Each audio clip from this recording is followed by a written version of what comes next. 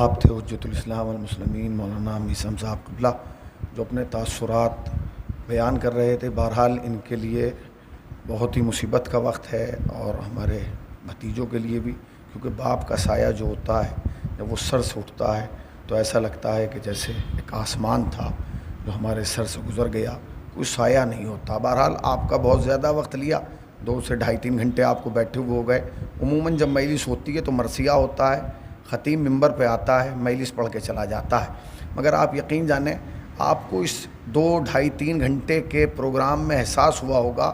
کہ جو مرنے والے مر گئے ہیں، جو چلے گئے ہیں، جو ہماری آنکھوں سے اوجھل ہو گئے ہیں، ان کے لیے ان علماء کے دل میں کیا تاثرات ہیں، کیا خیالات ہیں۔ بہرحال لاک ڈاؤن کے حالات ہیں، بہت سارے افراد وہ ہیں جو ان سے محبت کرتے ہیں مگر وہ نہیں آ پائے کیونکہ حالات آپ جانتے ہیں، ورنہ جتنے ہمارے طلاب ہیں، جو اکابرین ہیں حوزے کے، جو بزرگ طالب علم ہیں، جسے بھی ہم نے فون کیا سب نے کہا کہ ہمیں آنا ہے اور ہمیں بولنا ہے، چونکہ ہر انسان کے روابط ہوتے ہیں۔ بہرحال آپ مولانا وزیر صاحب کو نہیں جانتے کیونکہ انہوں نے یہاں زیادہ وقت نہیں گزارا، مگر ان کی لکھی ہوئی تحریریں، ان کی لکھی ہوئی کتابیں جو ہیں وہ ایک سند ہیں کہ انہوں نے کتنی خدمت انجام دی ہے۔ مولانا رجب علی صاحب قبلہ جو آئے اور آہستگی سے جو ہے اپنا کلام اور اپنی باتیں آپ کی خدمت میں رکھی چلے گئے، شاید پیچھے تک آواز بھی نہیں گئی۔ ان کے قلم کے اگر آپ آثار کو دیکھنا چاہیں تو آثار نماز کے عنوان سے بہترین کتاب موجود ہے۔ جتنے لوگ یہاں موجود ہیں وہ اپنی اپنی جگہ ایک پایہ ہیں، ایک منارہ ہیں، ایک ایسی شخصیت ہیں کہ جنہوں نے اپنے وجود سے لوگوں کو فائدہ پہنچایا ہے۔ مولانا بشارت صاحب قبلہ نہ جانے سینکڑوں شاگردوں کے استاد ہیں، اپنے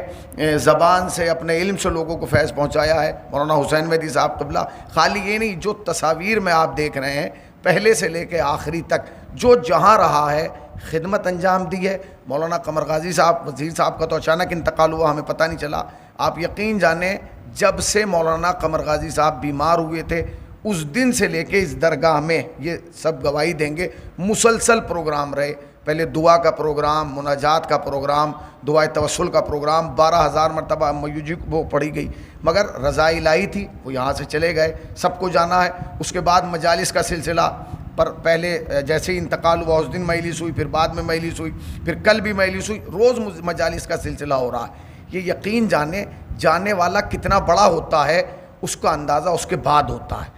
میں آپ سب کا شکر گزار ہوں کہ آپ لوگ ہماری نحیف سی آواز پر یہاں آئے۔ خدا آپ کے آنے کو قبول فرمائے اور مرحومین کو غریق رحمت فرمائے، ان کے انہیں جوار اہل بیت میں جگہ عنایت فرمائے۔ اب میں بڑے ادب و احترام کے ساتھ حجت الاسلام والمسلمین مولانا بشارت صاحب قبلہ، جو ان دونوں شخصیتوں کے ساتھ ایک طویل وقت اور ایک طویل عرصہ انہوں نے گزارا ہے۔ بہرحال جو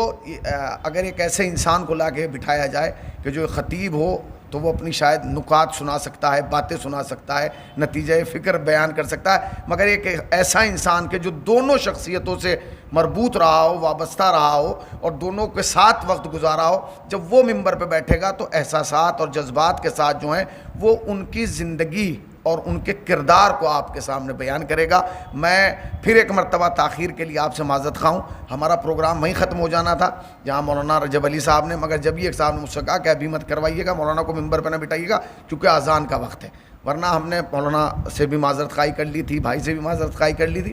جلدی ختم کرنا تھا۔ میں بڑے ہی ادب و احترام کے ساتھ حجت الاسلام والمسلمین مولانا بشارت صاحب قبلہ سے گزارش کر رہا ہوں کہ آپ تشریف لائیں اور اپنے بیانات سے نوازنے پڑھ چکے قبلہ، آپ ان کے استقبال میں بلند ترین صلوات پڑھیں بر محمد و آل محمد۔